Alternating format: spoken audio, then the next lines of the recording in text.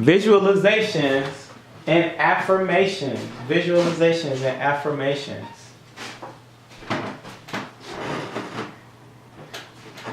Okay. So, yes, it's your platform partner. Yes, Jackson, all about making things happen. And Lakan Hamid. yes, and we are here today talking to you about overcoming stage fright. And specifically, we want to give you a very, very important strategy, a very important tip, which is visualizations. Seeing, some people have to believe it to see it, and other people, they can believe before they see something happen. So we're going to show you how to use the power of the visuals and talking to yourself and programming your mind. So why is that? Why do you think visualizations are so important to overcoming fear?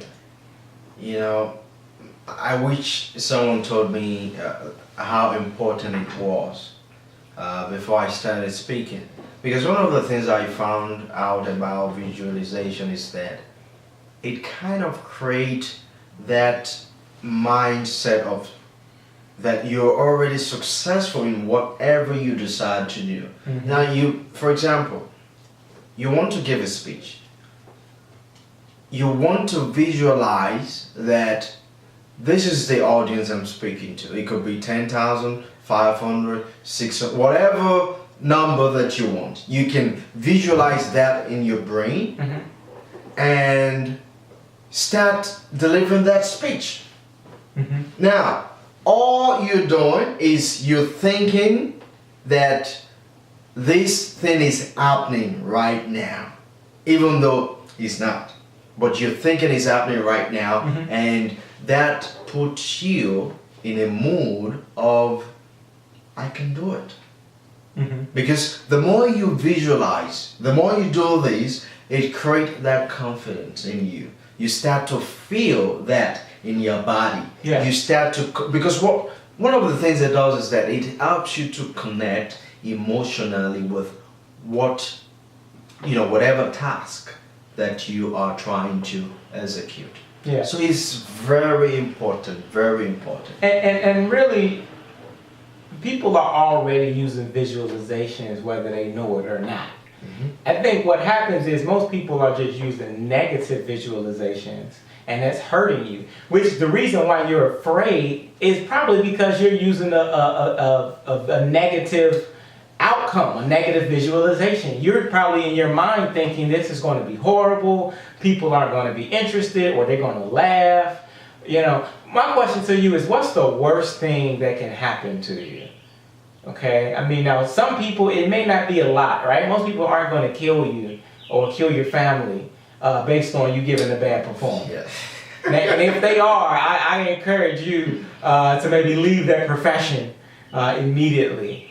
But there are some real sides to it, right? Sometimes you giving a bad speech you can potentially lose your job from it, right? Or you might be socially outcasted or something, But I will say it's important to, if you are using negative visualizations, embrace it, admit it to yourself and say, yes, this is how I feel. And then I want you to do an exercise. And I encourage you to take out time to meditate. Now, I know some of you are probably saying, Dwayne, I don't meditate. I don't want to meditate. I don't have the time to meditate. Well, how about this? Just take out a few minutes in your day, at the beginning, or maybe while you're using the bathroom, right? That's some time you can take. And just close your eyes and picture yourself as you're already on that stage. And picture yourself, you just finished your speech, and everyone is standing up, give you a round of applause. And at the end of their round of applause, while they're applauding you, the facilitator walks up to you, reaches in his pocket, and gives you a check and says, thank you. Yeah. That's very important. Like you said, you want to see yourself that, I've given this great speech, and the audience gave me a standing ovation, and at the end of the day, they gave me a check. and that is a good feeling. So that is the state of mind you want to put yourself into, because now it brings confidence to you that you can actually bring this thing that you are imagining into the present moment, that you can make it happen for real, for real, for real. And trust me, I've done this many times. Now, this is the myth. Sometimes, even though you visualize, you may still fail. One of the things I did, I used to be really shy. And there was this lady that, I was so interested in speaking to. So I started to visualize that, I spoke to this lady, she said yes, and so I went. I spoke to the lady, she said, it's never going to happen. That's what she said. Wow. It's never going to happen. I felt really bad, and one of the things I asked myself, now your visualization didn't work, but I didn't stop. I kept visualizing, even though it never worked for that particular event, it worked in another event. So the purpose of visualization is not that when you do it, it's going to work all the time, but what you're doing is you are putting yourself in a state of positivity. That's true. And in fact, and sometimes you're putting yourself in a position of power. Meaning, sometimes what I would do, like for example, you talked about meeting a young woman. So sometimes here's another way you can use visualization. You can actually visualize a negative, but a negative from the audience, right? From the person you're speaking to. So for example, let's say a lot of guys, when they see a woman that they want to approach, I think they're intimidated. And so they're so nervous about what they're going to say and how is it going to turn out, and all that. And the woman could feel that energy, and so she could feel if like, oh, this guy's not sure of himself, he's not confident. And so one thing you can visualize, meaning think about something negative about that person, and realize, and you can break them down and realize they're not perfect. So for example, you might meet a woman and you might look for a flaw that she has, like if her shoes. Let's say she got like, she got some facial hair or something. You like look at the little facial hair, or if she missing, one of her fingers or something. Whatever is negative, if her hair is not done perfectly, look at that, and then you have to realize like, oh, these people that I'm speaking to are not perfect. They're imperfect just like me, and try to use that to your advantage and be more normal when you talk with that person. And that way, if they do reject you, here's my goal. Here's my thing.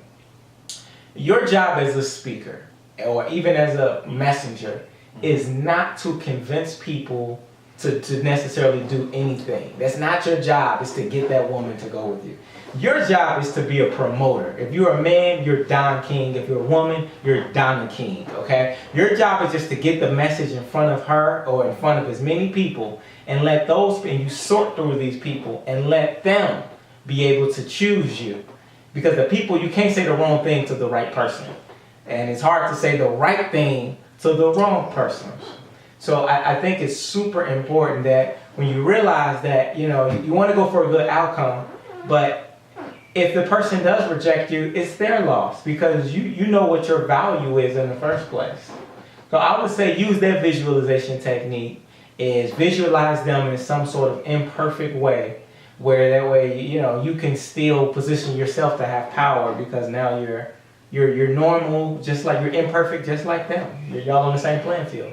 And one other thing that you want to add to that is, after visualization, you want to support that with affirmations.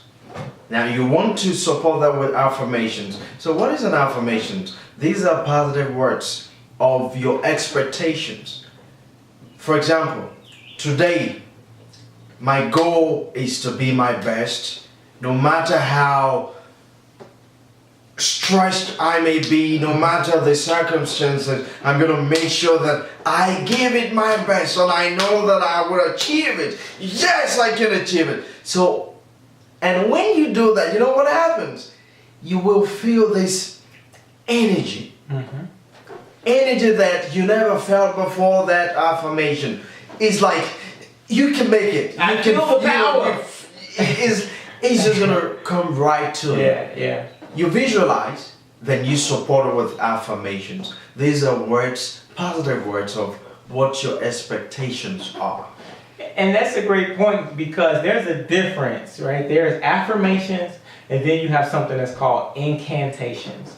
Now, the difference is an incantation is when you're speaking something, but you're moving and you're getting involved and you're saying it out loud with power. And I think that's the key of what he's saying is if you just read a sheet of paper and you say, I am a power presenter. And if you're not feeling it, if you're not moving, that affirmation won't do you much power. It's not going to help you out as much. But you do what he says. You have to move around. Just keep that in mind. This is progress takes motion. Everything in the universe takes motion. So for example, if you meet two people, I guarantee you if you do this trick, for example, right before you speak, and it could be a one-on-one conversation. If you do some push-ups and you go in the room, forget the push-ups, go in the room and just say to yourself a certain message. And say, I am powerful. I am powerful. Say that 10 times. You can yell it, say it to yourself. When you go in front of your friend and you first meet them and y'all like, hey, how you doing, buddy? The person who just said, I am powerful 10 times is now going to have more control of that conversation because they're bringing more energy into the conversation.